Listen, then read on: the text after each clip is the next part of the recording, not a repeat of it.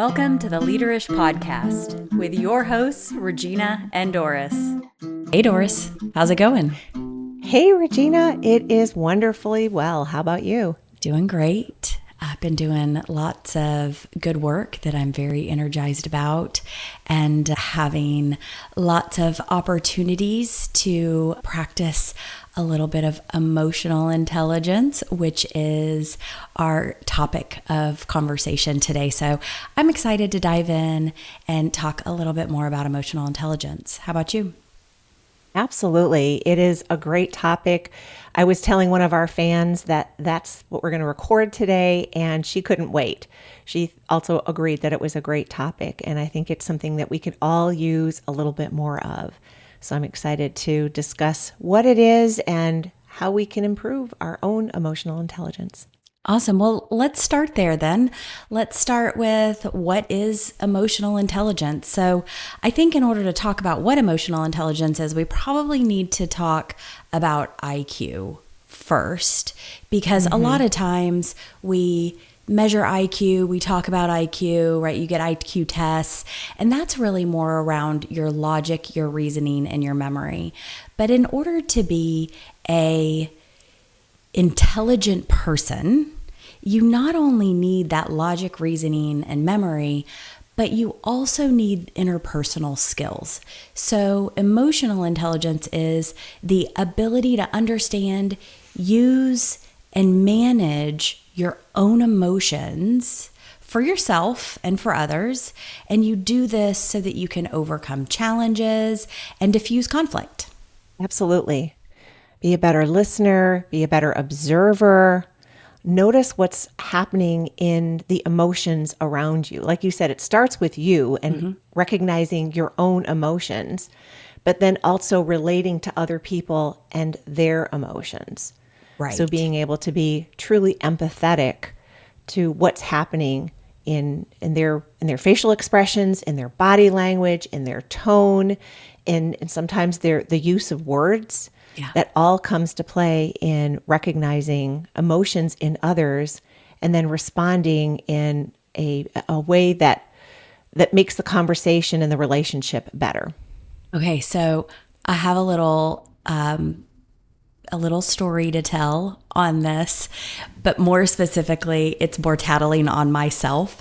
So as we were doing like some more research for this podcast, I did an emotional intelligence test. Not really an emotional intelligence test. I've done that, and we'll talk about those assessments. This was more about reading facial expressions.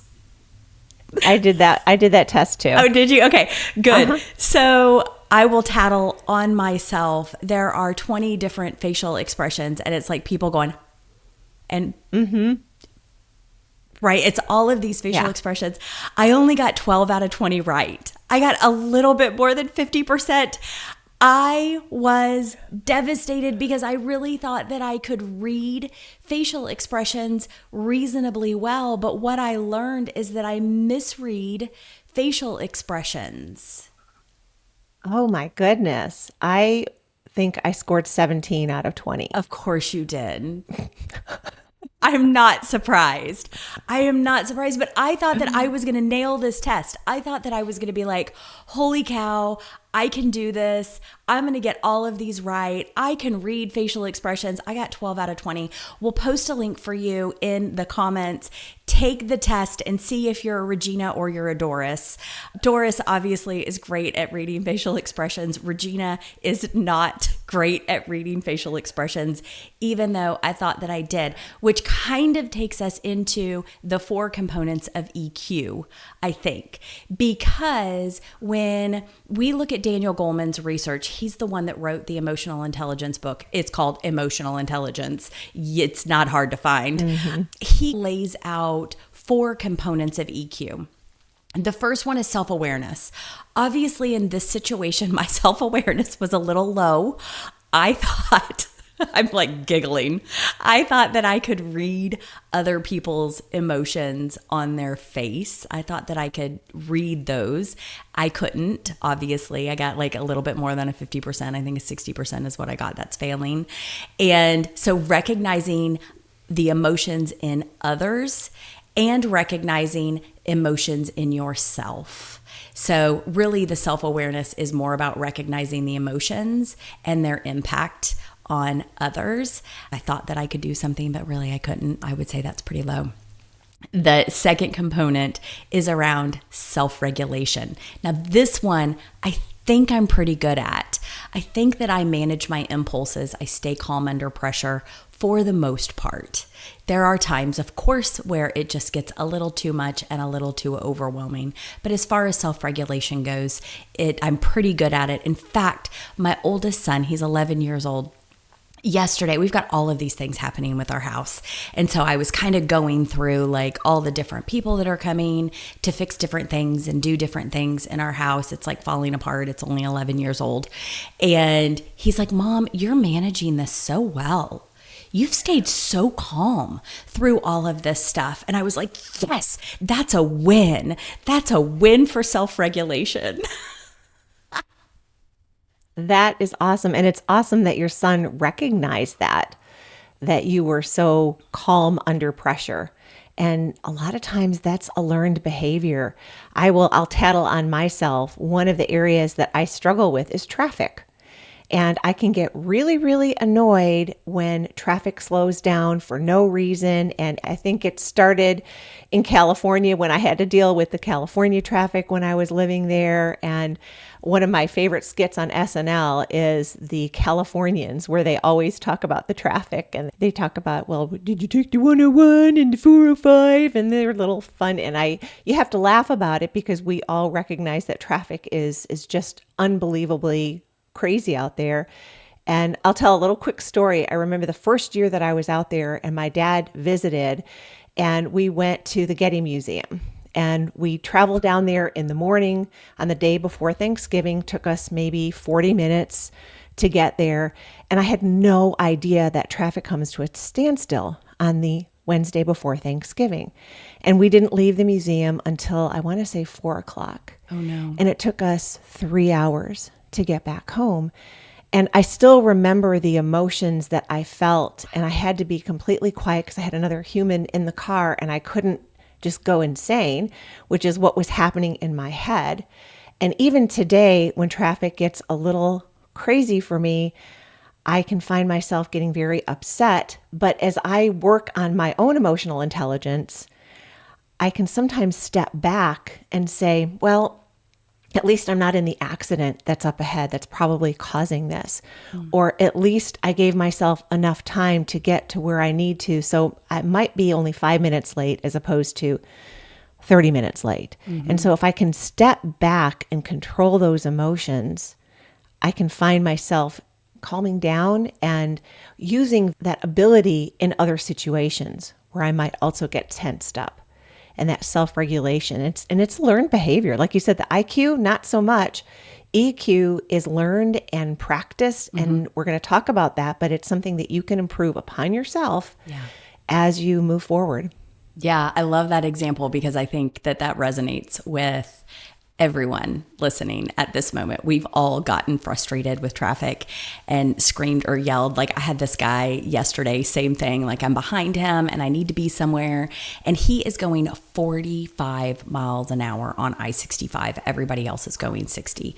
And I'm like, you've got to be kidding. And so I pass him and he's doing this. He's on his phone. He's looking at his phone. He's not even looking. Of course, he's going 45 miles an hour because he's on his phone. And I remember going, oh, you're on your phone.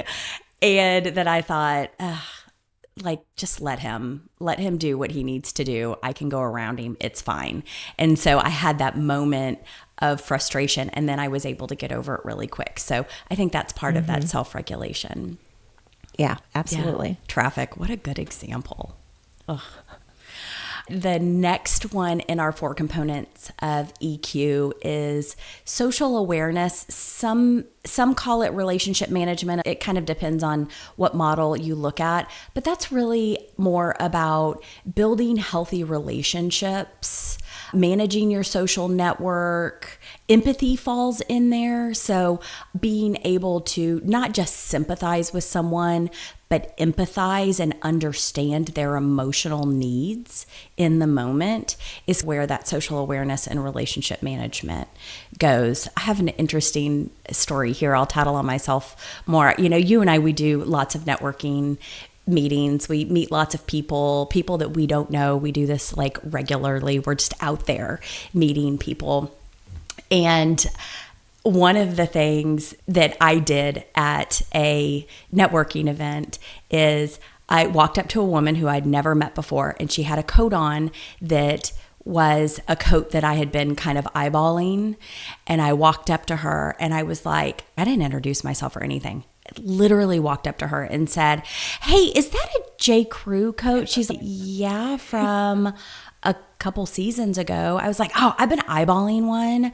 And would you mind if I tried on your coat?" No. Yeah. So, I am self-aware enough to know that social awareness may not always be my strong point. However, I am happy to report that her and I are very good friends now because of this. We talk at least 3 times a week, if not more. And we always have these conversations about what awkward thing did you say at the networking meeting this week or today? So I am usually that awkward person that may not always read the cues in the room, but I am awesome at building relationships. So my little tattle story. And that's what's really important is building those relationships. I was listening to another podcast just yesterday on small talk. And the person that runs the podcast was interviewing someone that was incredibly shy as a child. And she has learned how to overcome that and now teaches courses on small talk and introducing yourself. So this is for that traditionally shy person that struggles with maybe reading the cues in the room.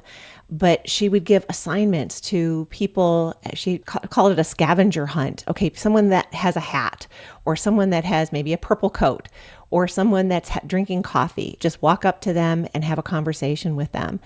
And it's amazing how you can build relationships just by showing you care, just by starting that conversation.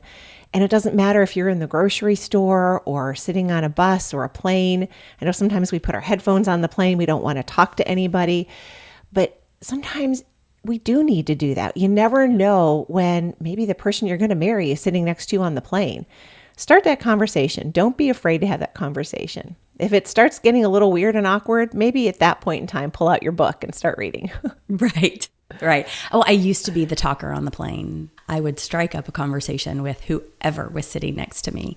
And then at some point, because I traveled every week, like I was on usually 4 planes a week. And at some point decided that I was going to stop doing that. And I did not strike up quite as many conversations with people, but I could start a conversation. It usually was just a little awkward to get going, kind of like, "Can I try on your coat, stranger?" Oh, all right. So the fourth component is social skills, which leads very well into where our conversation was going. This is more around, though, how to influence, manage conflict, teamwork, the ability to inspire others. All of these attributes make it possible to build and maintain those healthy relationships in your life. So you need those social skills in order to manage relationships, right? Absolutely. I'm sure we've all had bosses that are on opposite ends of the spectrum where I can think of my favorite boss that was so good at every one of these, whether it was conflict or building me up or correcting me and giving me feedback, the way that he provided feedback, versus another boss where I just won't even talk about her because it stresses me out just thinking about how she treated me and how I couldn't wait to get away from her. She was a terrible boss and she had absolutely no social skills, and she was known for having no social skills. Yeah, that's interesting. And thank you for that really great segue, because EQ impacts leadership more than IQ. every day of the week. In fact, most studies show that leaders with high EQ outperform their peers by about 20% on average. And that study comes from Korn Ferry, so it's a very reputable study. And what happens with leaders who have high EQ is they usually handle pressure much better.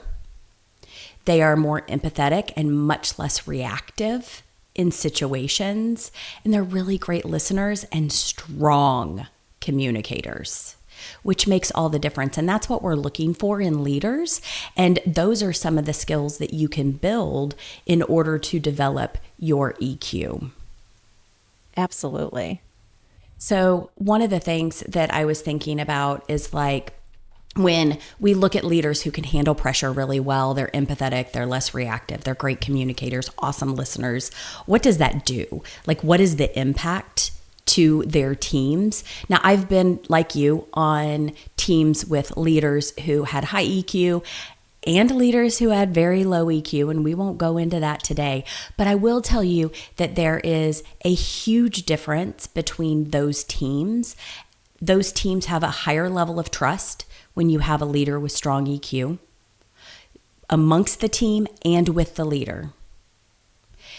Those teams also are much more effective in their decision making. They're able to make decisions quickly. They're able to move on. They're able to be less reactive because of their leader.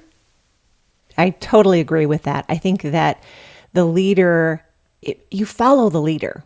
Right.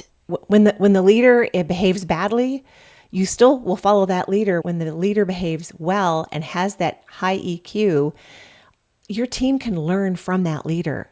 That leader represents what a good leader should look like. Yeah. Now, if you have a bad leader, two things are going to happen. Either the team is all going to fall apart and they're going to follow that leader again in bad behavior, or the team is going to be so dysfunctional that everyone's going to try to leave as quickly as they can. That's right, because low EQ teams have low retention. High EQ teams have high retention and higher engagement. You're absolutely right. You know, going back to what you said about like we follow the leader, I had a leader who used to say, "Fish stinks from the head." And I love that phrase because what that means is that the head of the team, the leader of the team, sets the tone for the entire team. So if you are handling pressure, being empathetic, being less reactive, being a great listener, being a good communicator, your team is going to follow the lead.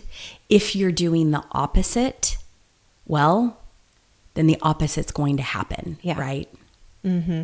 Well, and you can feel it in the room. If the leader shows up, if you've got a meeting, a team meeting, and the leader shows up and is really upset, and you can read the tone in his or her body, and I'll say her just because it reminds me of the bad leader that I had.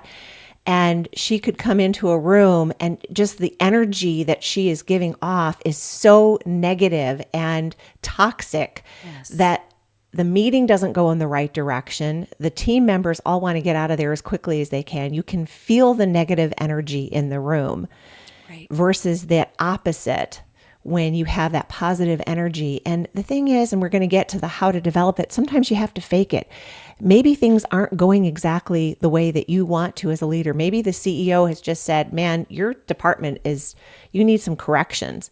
And rather than going into the room and yelling at everybody to try to get it corrected, you need to lead and not stink at the top as a head and have positive energy and work with the team to try to turn it around in a positive way, rather than looking at it from a negative and trying to almost intimidate people into submission.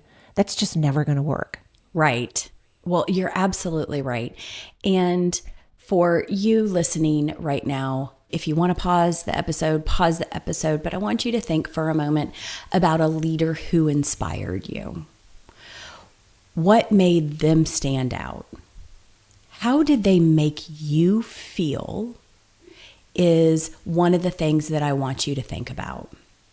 I don't want you to think about like how smart they were or how good at their job they were, but how did they make you feel? And that is what you want to try to replicate with your teams as you're leading, whether it's formal leadership or informal leadership. How do you make people feel is where the difference is in a high-performing leader and a low-performing leader. So let's get into a little bit around how we develop emotional intelligence. Doris, what are some things that you have practiced? Definitely mindfulness is one thing that I have practiced. And mindfulness means stepping back and just pausing. So if you feel, let's say, your blood pressure increasing, your heart rate increases, your palms getting sweaty because it's a stressful situation, rather than allowing yourself to feed into all those emotions, those negative emotions, take a step back, literally pause, literally start breathing. And the breathing box method, where you breathe in for 4, hold for 4, breathe out for 4, and hold that for 4. It's amazing how quickly that can calm you down. So I think that's one method. I also started reading a book, The Let Them Theory. And I think it's one of the most popular. It's on the New York Times bestseller list. We love Mel. Yes, we love Mel. But what she talks about is the let them theory is when negative things are happening around you, rather than getting caught up again in that negativity, you let it happen. You let that negative energy and don't let it impact you. Now, there are two parts of it. It's let them and then let me. So you've got to read the book to get to the let me part. But the let them is you don't allow all these negative things that are happening around you to impact you. So when someone maybe says something nasty, or you think someone is judging you, whether they say it out loud or not, you think someone is judging you, you let them judge you. And you don't allow that to impact you or turn your reactions into negative reactions or fester. You don't allow that judgment to fester. And I know I had an example, I think I talked about it a few episodes ago, where someone was bullying me on social media. And I did allow that to fester. And today, after reading, I'm about halfway through the book, using that methodology and just say, well, let him be the person that he is on social media. I'm not going to allow that to impact me anymore. It kind of goes back to like the driver that was on his phone driving 45 miles an hour, right? Just let him. Yeah, just let him. Like, let him do his thing. Hopefully he's not going to harm anybody, but let him do his thing. It's not my thing. You can't control it. You can't control him. You can get upset about it, but it doesn't change the fact that he's on his phone. You can't get the phone out of his hand. Right. There's nothing you can do about it. And I talk about this quite often with my clients as well. And I remind them that we can't control anyone outside of us. So correct. We can't change them. We can't control them. What we can do is work on ourselves. What we can do is change how we react in the situation. What we can do is pause and breathe and reflect. What we can do is set boundaries. What we can't do is allow them to control our emotions, because then they're winning. Absolutely. What we can't do is we can't change them. We can only work on us. Mm-hmm. So true. So true. I think that naming your emotions, if you name your emotions, it's almost like that breathing exercise where you say, oh yes, I am angry. And I know that sounds silly, but if you can pause enough to say, wow, I was really angry about that driver with the phone, that probably just that pause can calm you down enough to move forward and not allow that situation to impact the rest of your day. We as human beings, Doris, are terrible at naming our emotions.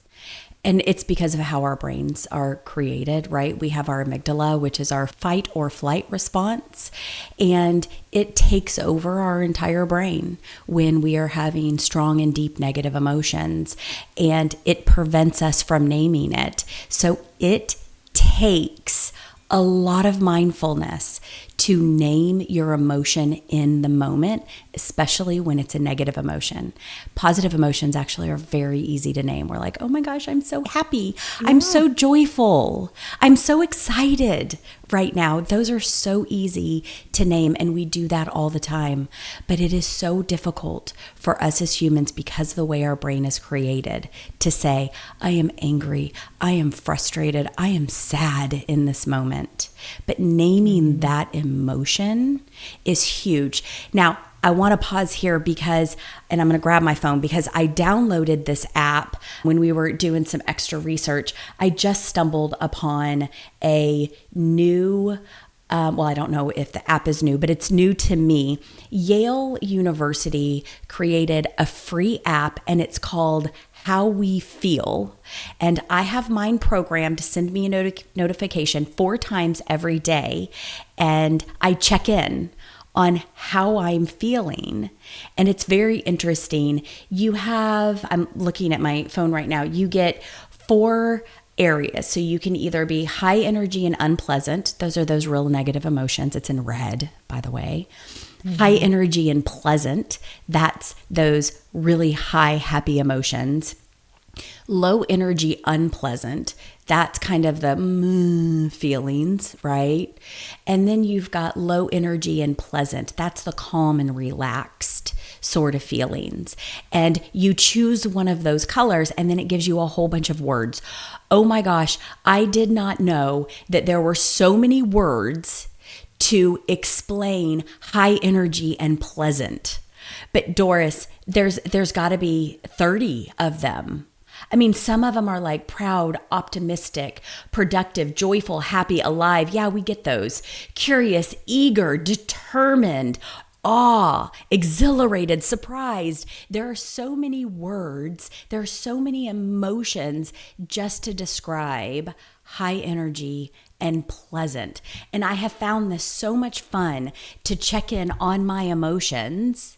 It also asks you, like, what were you doing? Who were you with? Where are you? What's your location? So you can start recording that, and you can start seeing the different habits you have with your emotions. It's absolutely just fantastic. It's the only word that I can come up with. I know it's good word. Fantastic to be able to put those words. And what you're doing is you're actually retraining your brain to recognize the emotion that you're feeling in the moment, because we feel millions of emotions all day long, and they change from split second to split second. So being able to record that snapshot and actually think about what you're experiencing in this moment has been transformational for me. I highly recommend everyone download the How We Feel app. It's a Yale app, and you're going to look for a heart that's like multicolored. It's like a rainbow type heart with a black background, because when you type in How We Feel, or like a mood app or something like that, you get lots of different options. A lot of them have paid for options. Yale will accept donations, but they do not charge for their app. They also have these amazing videos that help you build your emotional intelligence. Just highly recommend. I mean, like 5 out of 5 people, if you haven't downloaded, just pause right now, go to find How We Feel app in your app store and download it and get started. You're going to love it. Oh, I love that. I need to download that too. I haven't done that. Reminds me, have you noticed when you go to the doctor, at least for me, when I go to the doctor now, the little pre-assessment before you go in, they start asking you how you feel. Mm-hmm. So while I think in the past, people just ignored any of the mental challenges that people face. And I think it is a lot more accepted and recognized that we need to be able to name our emotions, where we try to bury it under the carpet for so many years. And now we're talking about it a lot more. And the fact that we're talking about it helps us overcome those negative emotions. Yeah. And I think that's a great way of doing that. Also, journaling. Journal your emotions. Journal every single day. I still need to get better at it. I journal what I'm grateful for every day, but I don't necessarily journal the negative emotions. I remember at one point, before I was married, I would journal a little bit, and I realized everything was about boys and boyfriends that would break up with me. And I thought, I don't want to read that 20 years from now and how sad I was when a boyfriend over this broke breakup up with because me. you probably wrote more about the sad things that happened to you than you did the happy things. I did. And when I reread that after I got married, I'm like, I'm getting rid of this. So I didn't keep that. I love that. That's hilarious. I love the gratitude journal. You've talked about that several times. I don't do that. It could be something, and I say it every time you bring it up, every time, I should do that. Probably not going to. Like, let's just be real honest, because I've said I should do that probably 6 times. I'm not going to do it. But I love it that you do it. I love that. And it takes a minute, 2 minutes, as you think about what were 3 things that you can be grateful for today. And we also talk about celebrations, which again, to me are different. Gratitude is just what you're grateful for. It could be a sunny day. It could be the fact that we got to record the podcast today. The celebration is more, what are some good things that happened to you? Yeah. And so keeping 2 different lists, but I like the fact that you're also naming negative emotions. And I try to forget those negative emotions and not write them down. But I think that app could help me if it triggers, okay, at this moment in time, this second of the day, I'm feeling sad for some reason. Writing it down and recognizing that sadness does happen and frustration. And like you said, it changes from one moment to the next moment. You can feel sadness or frustration or anger. Recognize that that's there, but then find ways to maybe circumnavigate and turn those negative emotions into a positive emotion by, again, stepping back, being mindful, naming the emotion, and that will help you improve your emotional intelligence. I love it. What great tips we have here for developing your emotional intelligence. They were great reminders for me too. There's a few more on the list. I don't want to forget some of the other ones, like feedback, seeking feedback. Oh gosh, yes. Thank you. Thank you for bringing that up, because we usually do all have blind spots, and sometimes trusted people in your life can help you see those blind spots and make them not blind anymore. Yeah. So seeking that feedback, but make sure it's someone you trust when you do ask for feedback, because if you ask for feedback from someone you don't trust, you're going to throw that feedback away. Yeah, absolutely. And the feedback, and I'm just reading this right from our notes, asking trusted peers how you come across. So it's not just feedback about anything. We're talking about emotional intelligence today. So allowing someone, if you are unsure of how you come across, when you lead a meeting, and maybe you're going to lead this, maybe you lead it a little differently, knowing that you've asked a trusted friend to give you feedback. And maybe that trusted friend will say, normally I notice you come into this room a little negative, a little bit of a hothead. Today, though, you came in a lot calmer. You came in with a higher level of emotional intelligence. And that may be because you asked for my feedback. So I'm going to tell you that here's what I observed between today and other meetings that you've led in the past. I love that. Yeah, that's great. That's great. Oh, and there's one more. And I've brought this up since we started prepping for this episode. I have brought this up to like 10 different people about reading fiction. And you read a lot of business books, right?